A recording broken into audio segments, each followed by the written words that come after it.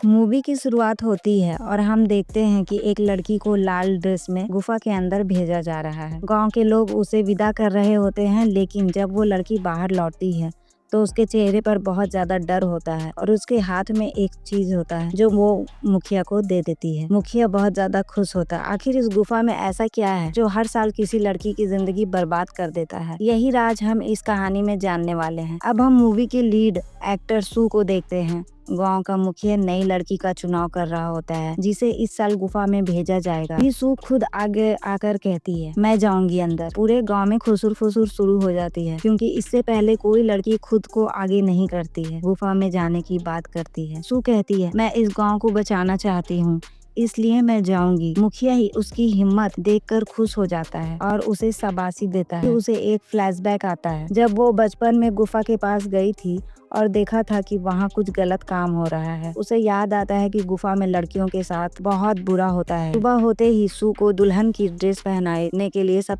ले जाने वाले होते हैं, लेकिन सू डरने की बजाय बहुत खुश नजर आ रही होती है। उसकी वर्जिनिटी चेक करने के लिए 2 औरतें आती है।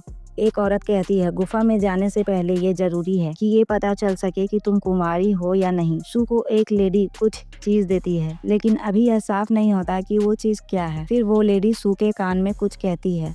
असल में ये दोनों औरतें सू के साथ मिलकर गुफा का राज जानने का प्लान बना रही होती है। वो औरत सू को एक छोटा ट्रैकर देती है ताकि बाहर मौजूद लोग गुफा के अंदर की हरकत पर नजर रख सके। अगले दिन सू नहाती है और फिर वही औरत उसे बेड पर बैठाकर चेक करती है कि वो कुंवारी है या नहीं। वो औरत उसके प्राइवेट पार्ट में हाथ डालकर चेक करती है और कहती है, तू कुंवारी है। अब सू तैयार होकर सबके सामने आ जाती है। मुखिया कहता है, तुझे यहीं सबके सामने कपड़े बदलने होंगे। सू थोड़ी हिचकिचाती है, लेकिन वो औरत उसे समझाती है कि यही परंपरा है। सू सबके सामने कपड़े बदलती है। मुखिया और बाकी आदमी उसे गंदी नजरों से घूरते रहते हैं, लेकिन सू बिना डरे अच्छे से तैयार हो जाती है। फिर ढोल नगाड़ों के साथ उसकी डोली उठती है और पूरे गांव की मौजूदगी में उसकी विदाई होती है। गांव वाले उसे गुफा तक छोड़ने जाते हैं। सू डोली से उतरती है, सीढ़ियां चढ़ने लगती है और फिर अचानक गिरने का नाटक करती है, जिससे उसके हाथ से खून निकल आता है। मुखिया को उस पर शक हो जाता है, इसलिए वो उसकी आंखों पर पट्टी बांध देता है और कहता है, अब से तुझे पट्टी बांधकर ही चलना होगा। लेकिन सू बहुत चालाक होती है। वो रास्ते में अपने खून की बूंदें गिराती जाती है ताकि ट्रैकर के साथ खून के निशान से भी बाहर के लोग उसकी लोकेशन का पता कर सके। गुफा आ जाती है। मुखिया कहता है, अब से तुझे अकेले अंदर जाना होगा। सू कहती है, ठीक है, मैं चली जाऊंगी। गाँव वाले उसे अलविदा कहते हैं और सू कहती है, मैं इस गाँव को संकट से बचाऊंगी। मुखिया उसके कान में कुछ कहता है और सब उसके पीछे प्रणाम करने लगते हैं। अब सू गुफा के अंदर पहुंचती है, पट्टी खोलती है और देखती है कि वहाँ एक आदमी ध्यान में बैठा होता है जिसने अपने चेहरे पर मास्क पहन रखा है। सू उसे गौर से देखती है और फिर धीरे धीरे अपने कपड़े उतार कर उसके पास जाकर उसे जगाने की कोशिश करती है। असल में सू ने पहले से प्लान बना रखा था। वो जानती थी कि यह आदमी हवस का पुजारी है और इसीलिए उसे उसी के जाल में फंसाना चाहती थी। जैसे ही वो आदमी आँख खोलता है, उसके मुंह से धुएं जैसी कोई चीज निकलती है जो सू के मुंह पर लगती है और सू को जोर का झटका लगता है। तभी वो आदमी फ्लैशबैक में चला जाता है। हमें दिखाया जाता है कि सू की बहन ने अपने बॉयफ्रेंड से सू की मुलाकात करवाई थी, लेकिन उस लड़के की नजर सू पर भी गंदी थी। अब वो लड़का मास्क पहने बैठा है, इसलिए सू उसे पहचान नहीं पाती। सू उससे कहती है, अपने चेहरे से मास्क हटा, मुझे तेरा चेहरा देखना है, लेकिन लड़का मना कर देता है। तभी सू पास से एक चाकू उठाकर उसकी गर्दन पर तान देती है। लड़का कहता है, तू बहुत चालाक है। सू को फ्लैशबैक याद आता है कि कैसे उसने गुफा में चुपचाप चाकू उठाया था। सू चाकू उसकी गर्दन पर रखते हुए कहती है, मेरी बहन कहाँ है? असल में सू अपनी बहन को बचाने आई थी। फिर हमें फ्लैशबैक में दिखाया जाता है जब सू की बहन की शादी हो रही थी। सभी खुश थे। तभी मुखिया अपने 4 आदमियों के साथ आता है और सू की बहन को जबरदस्ती उठाकर ले जाता है।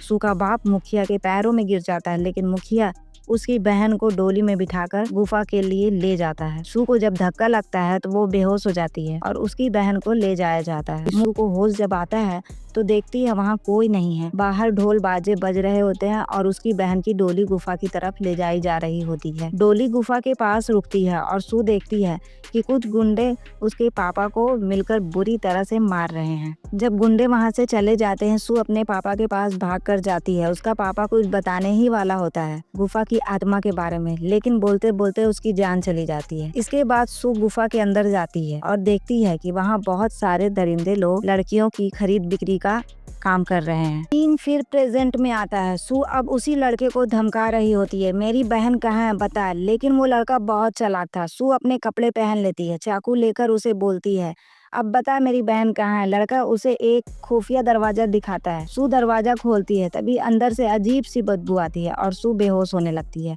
अंदर से 4-5 लड़के हंसते हुए बाहर निकलते हैं और कहते हैं, ये लड़की हमारा पर्दाफाश करेगी, कुछ नहीं कर सकती ये। सू ये सब देखकर हैरान रह जाती। वो मास्क वाला लड़का कहता है, कुछ नहीं कर सकती ये हमारा। सू ये सब देखकर हैरान रह जाती है, लेकिन सू मार्शल आर्ट जानती थी, इसलिए वो एक एक करके उन सबको पीटना शुरू कर देती है, सभी को गिरा देती है। तभी पीछे से वो लड़का सू पर वार कर देता है और सू कमजोर पड़ जाती है। लेकिन तभी सू अपनी अकल लगाती है और उसको अपने हुस्न के जाल में फंसाने लगती है। वो कहता है, मेरी आखिरी ख्वाहिश है कि मैं तेरे साथ एक रात बिताना चाहती हूँ। वो लड़के से जाकर चिपक जाती है और जैसे ही लड़का ललचाता है, सू एक लाल कपड़े को लाइटर से जला देती है। वहाँ जोरदार धमाका हो जाता है। दरअसल सू पहले से वहाँ जगह जगह टाइम बम लगा चुकी थी, क्योंकि सू असल में एक पुलिस ऑफिसर थी और इस गुफा की आत्मा का पर्दाफाश करना उसका मिशन था। धमाके के बाद वो सब लड़कों को रस्सियों से बांध देती है और कहती है, थोड़ी देर में पुलिस यहाँ आ जाएगी।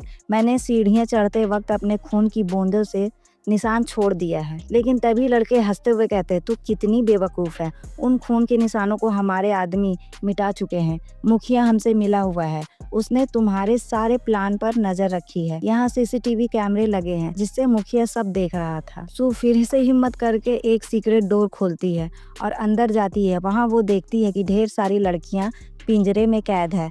पर्दा हटाकर देखती है तो उसकी बहन भी वहीं होती है। उसकी बहन डर के मारे सहमी हुई होती है। सू उसे याद दिलाती है, मैं तेरी बहन हूँ, मैं तुझे बचाने आई हूँ। सभी लड़कियों की हालत बहुत खराब थी, उनके साथ बहुत शोषण किया गया था। सू ने आखिरकार उन सब लड़कियों को ढूंढ निकाला था। वो अपनी बहन से बात कर रही ही होती है कि तभी वो लड़का अपनी रस्सियां खोलकर आ जाता है और सू की गर्दन पर चाकू रख देता है। सू भी चालाकी से उसका चाकू पकड़ लेती है और वो वार करने ही वाली होती है कि तभी मुखिया वहां आ जाता है। मुखिया सू की बहन पर चाकू तान देता है। सू मजबूरी में लड़के को छोड़ देती है। मुखिया कहता है, तुम यहाँ से कभी बचकर नहीं जा पाओगी। लेकिन सू कहती है, पुलिस अभी आने ही वाली होगी। दरअसल वो औरत जिसने सू को तैयार किया था, वही औरत पुलिस को लेकर आ रही होती है। सू ने उसी को ट्रैकर दिया था ताकि वो पुलिस को सही जगह पर ला सके, लोकेशन पता कर सके। थोड़ी देर में पुलिस वहां आ भी जाती है। सारे गुंडे और मुखिया को गिरफ्तार कर लेती है। सू अपनी बहन को गले लगाती है और खुशी के आंसू बहाती है। फिर वो उस लड़के के चेहरे से मास्क हटाती है और उसे जोरदार थप्पड़ मारती है, क्योंकि ये कोई और नहीं बल्कि उसका होने वाला जीजा ही था। सू कहती है, तूने बेगुनाह लड़कियों की जिंदगी बर्बाद कर दी। सू अपनी बहन को लेकर बाहर निकल रही होती है, तभी वो औरत सू के पैरों में गिर जाती है। गिरकर माफी मांगती है। वो बताती है कि मुखिया ने उसके बच्चे को किडनैप कर लिया था, इसलिए मजबूरी में उसे यह काम करना पड़ा। सू उसे माफ कर देती है और पुलिस भी उसे छोड़ देती है, क्योंकि उसने आखिर में पुलिस की मदद की थी। अब हम कोर्ट का सीन देखते हैं, जहां पर मुखिया अपना कन्फेशन रिकॉर्ड करता है। मुखिया अपने बीते समय के बारे में बताता है कि उसकी एक गर्लफ्रेंड थी जिसके साथ उसने जबरदस्ती की थी और इसी वजह से उसकी मौत हो गई थी। तभी से उसने ये गलत धंधा पकड़ लिया था। एक तभी सू का होने वाला जीजा भी बताता है कि वो सू की बहन से शादी करना चाहता था, लेकिन उसके पास पैसे नहीं थे, इसीलिए उसने उसे बेच दिया और 3 लड़कों से उसके साथ गलत काम करवाया। सभी दरिंदों को कड़ी से कड़ी सजा सुनाई जाती है। ये थी इस गुफा की आत्मा के पीछे का सच और सू की बहादुरी की कहानी। अगर आपको ये कहानी पसंद आई हो तो इसे लाइक जरूर करें और चैनल को सब्सक्राइब करना बिल्कुल ना भूलें। Thank you for watching.